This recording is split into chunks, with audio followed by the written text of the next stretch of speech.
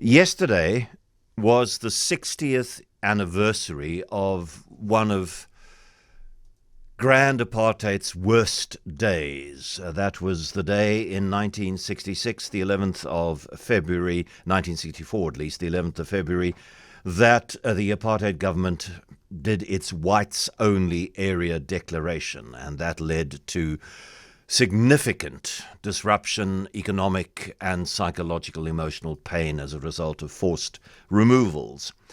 And visiting the District Six site, which is perhaps the most iconic of the sites from which non-white people, as they were described at the time, were moved, District 6, and was visited by the Mayor, Jordan Hill-Lewis, with the National Minister of Land Reform and Rural Development, Zwanele Nyonso. They received, while they were there, an update from project teams on the restitution project. And according to Jordan Hill-Lewis' statement, I was encouraged by the update that the next phase of housing for the verified District 6 beneficiaries is ready to go out on construction tender. So, Nadeem Hendricks is the chairperson of the District 6 Beneficiaries Trust. Nadeem, good afternoon. Good afternoon, how are you? Yeah, I'm all right, thank you. How are you?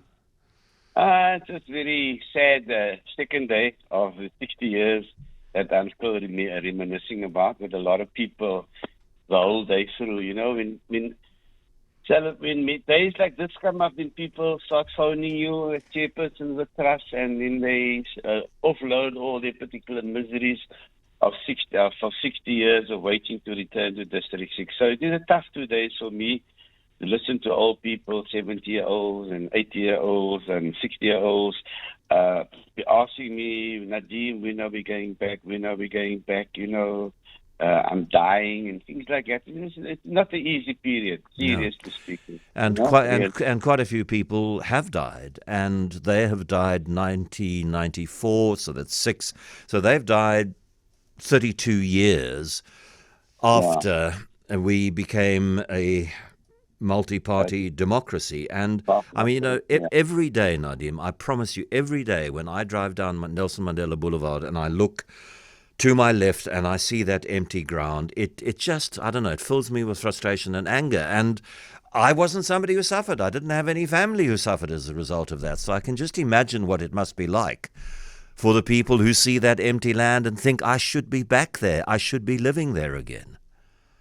Yeah, no, you are so right. You know, if you feel that way, you can imagine how people that are old people that's been driven around by the grandchildren and things like what they're going through. It's really devastating that they were promised so many years ago, like you say, since 1996. They've been expectations created, and different presidents, different premiers, different mayors come along, and up till today, 60 years later, not even 15% of the people, if not even less, have been restituted into that particular area. So you can imagine it's very sensitive in a lot of communities because of the non-close of the entire issue. It is really sad that this government or this particular local government or provincial government has not put their heads together and say, let's tackle this.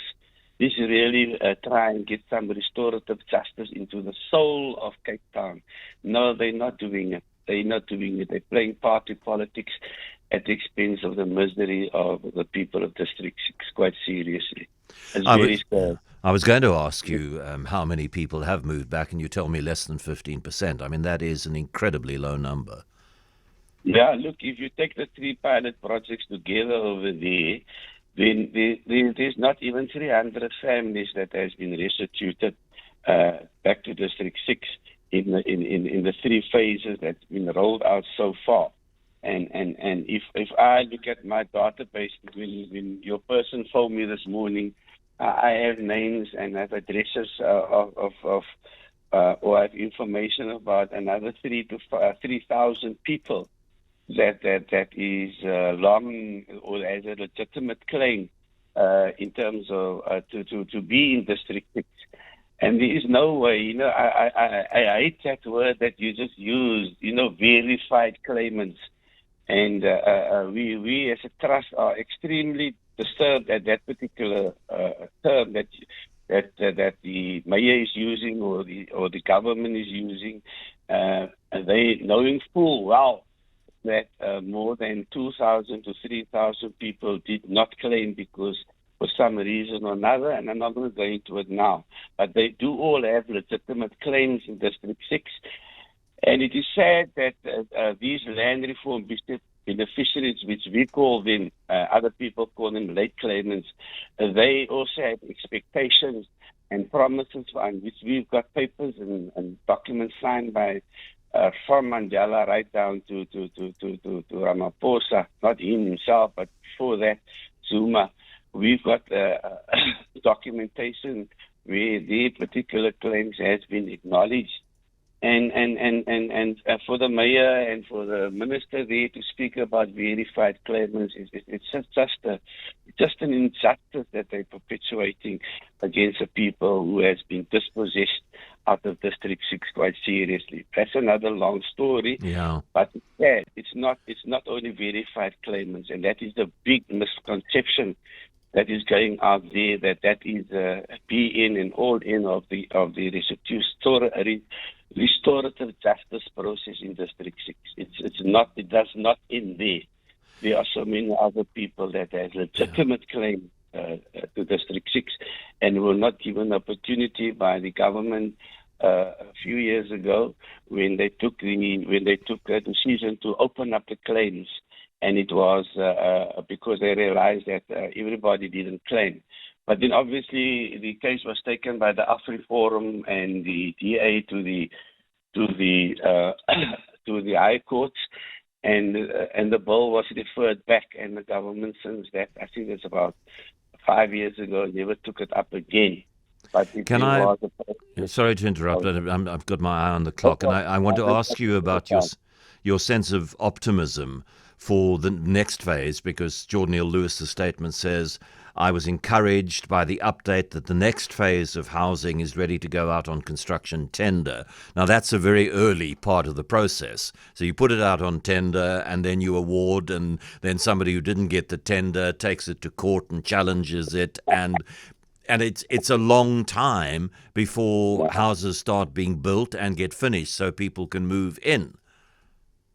Can I just put that in perspective for you? Yes, of course. That particular court case was taken to court 4 years ago by AJAM, the working committee.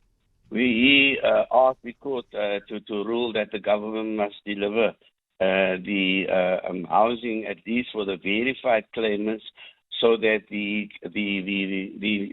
non-verified claimants can get opportunity to get on board.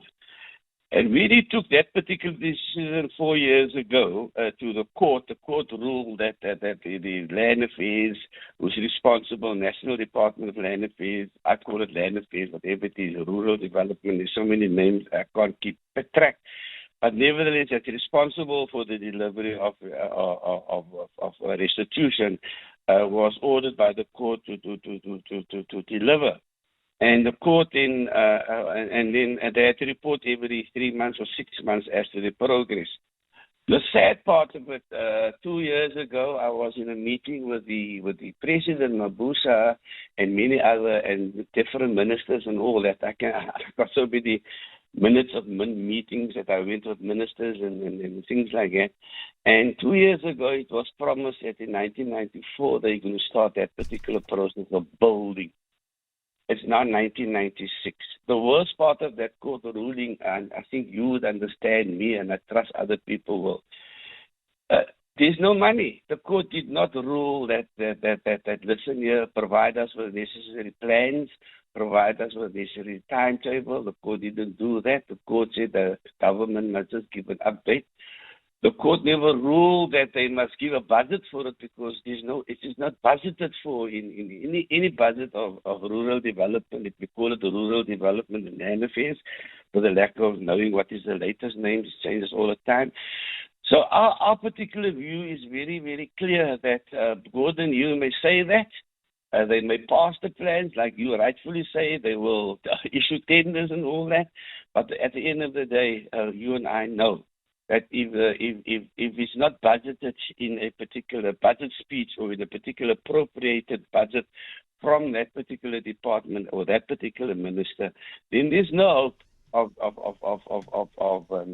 building those houses that they are ordered by the court. And secondly, my latest information from the department is that for them to build that particular pilot project 4 and 5, like we're talking about, is going to cost them. Last year I was told that in a meeting with them that is going to cost them 2.4 billion rand to build that alone.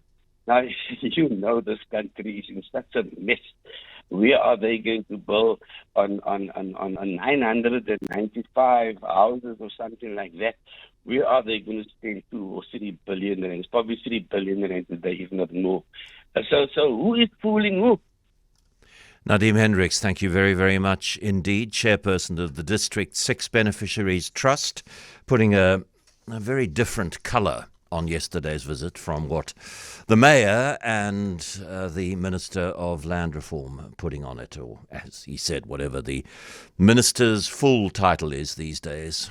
Every time that there is a new minister, the title seems to get longer.